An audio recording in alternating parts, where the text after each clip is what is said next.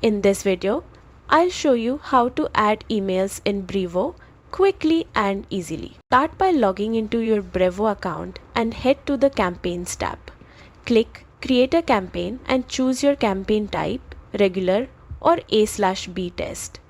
Give it a name and fill in the sender info so your audience recognizes your emails. Next, customize your campaign. Select your recipients, write a catchy subject line and design your email.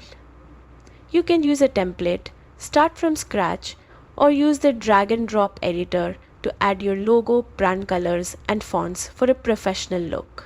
Always preview and test your email to make sure it looks great on all devices. When ready, either send it now or schedule it for later to reach your audience at the perfect time. And that's it.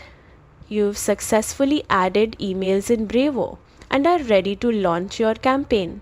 Like, subscribe and hit the bell for more quick Brevo tutorials.